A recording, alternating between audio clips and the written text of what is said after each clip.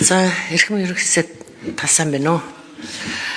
За, би энэ мэтгэлцээнийхээ өмнө ер нь ингээд нийгмийн хамгаалал, энэ халамж ярихын сэдвүүдээр бол хамгийн түрүүнд над бодогдсон зүйл бол энэ нийгмийн анги давхаргыг ялгуурлаад байгаа үндсэн хуулиар хөрөнгөчнээ, ажил албан тушаал, нас хүйс энэ бүх юм үндсэн хуультай холбоотойгоор бид нар ер нь сүүлийн үед энэ засгийн газар, үеийн засгийн газар ер нь ялгуурлан гадуурхалт нийгмийн анги давхарх дээр үүсчлээ гэдгийг хэлэх гэж байгаа. Жишээ нь одоо нийгмийн хамгааллын сайд танаа намын сайд сарын гэрэл гишүүний үед улсны гэдэг ийм нэг шин давхарга бий болсон. Одоо сүүлийн үед алсын хараадха 50-50 за тэгэл энэ хөгжлийн бодлогын хөтөлбөр энэ төр дээр нөгөө дунд давхарга гэдээ ороод ирсэн. Тэгээ яг ингээд дунд давхарга гэдээ ямар одоо иргэдэг энэ давхаргад оруулаад байна гэдгийг би хайж үзлээ. Үнэхээр энэ давхаргыг иргэд нь ямар орлоготой, ямар цалинтай, ямар ажил алба хашдаг. Энэ орлогоос нь хамаарат энэ иргэдээ одоо дунд давхарх гэдээ үзээд байгаа юм уу те? Та энийг одоо ер нь дунд давхаргыг өөрөө нэг ингээд тодорхойлохыг нэг оролдох уу те? Тэгэхээр бид нар дунд давхар гэдгийг ямар иргэдэг дунд давхар гэдэг дээрээс бид нар бодлогоо ингээд тэтгэврээ нөгөө хөнгөлөлтүүдэд бүгдийг яриад явах юм шиг бамаа. За энэ сэдв жоохон хүндүр сэдв байсан. За ер нь бол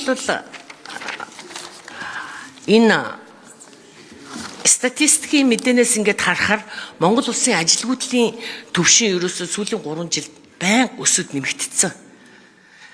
22 онд 5.1% байсан, 24 онд 5.3% болсон, 25 оны байдлаар 5.6% болсон, 26 оны 3 дугаар сарын 31-ний байдлаар 5.7%-тай.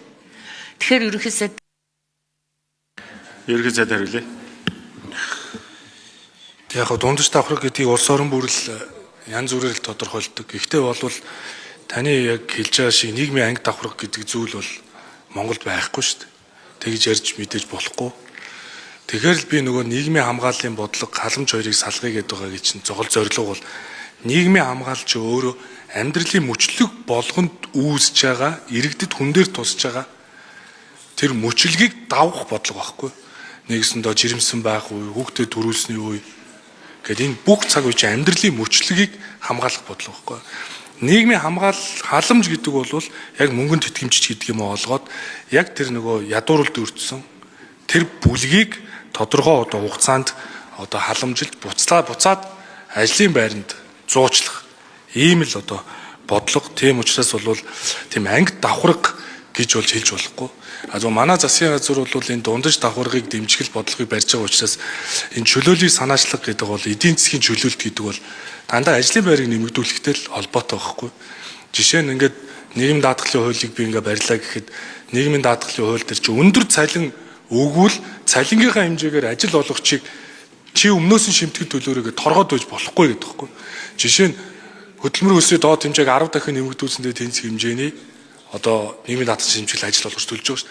Гэтэл тухайн хүнд компани урамшуулла цалингаа 10 сая өгчлөө гэд яагаад 10 саяасаа төлөөд байгаа юм бэ?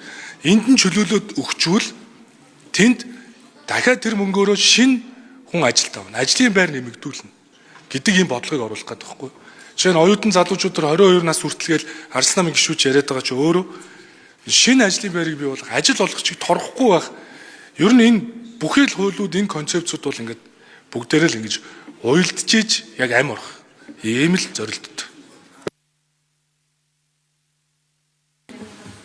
Бага 1 минут байгаа. Бүрэн Батчим гүшүүн. За яг ойлгож байгаа нийгмийн анги давхарга гэдгийг бол энэ саяын юунасаа бол гадуу одоо ойлгож байна гэж та хариулж байгаа шүү гэн. Салгаж ялгаж ойлгоно гэж. Гэтэл та нэг 1996-аас 2000 онд ардчилсан нам тэтгэврийн тогтолцоог өөрчилж нөгөө нэрийн дансны ийм тогтолцоонд шилжүүлж ирснийг санаж байна уу? Эндээс ямар үр дүн гарч ирснийг та сонирхож үзсэн үү? Энэ нэрийн данс гэдэг чинь юу гэж байгаа гэхээр хөдөлмөр эрхлээд хуримтлал үүсгээд иргэн хүн өөр дөрөө тэгээд даатгал нь тэр хэмжээгээр насан өндөр болоод ирэх үедээ өөрийнхөө мөнгөг буцааж авч ингээд шудраг ёсны ийм даатгалын тогтолцоог бий болгож ирсэн. Тэгэхээр одоогийн энэ үед одоо энэ халамж, хавтгаарсан халамж бол ер нь сүүлдээ сонгуулийн схем, сонгуулийн хэрэгсэл болчлоо. Уг нь бол хөдөлмөрлөх одоо юу дэмжих хэрэгсэл байсан байхгүй юу? Хөдөлмөр эрхлэх байдлыг дэмжих. Ерхий сайд. Тэр 96 оныг санахан цаашаа би 10 хүрээгүй байсан юм ааш.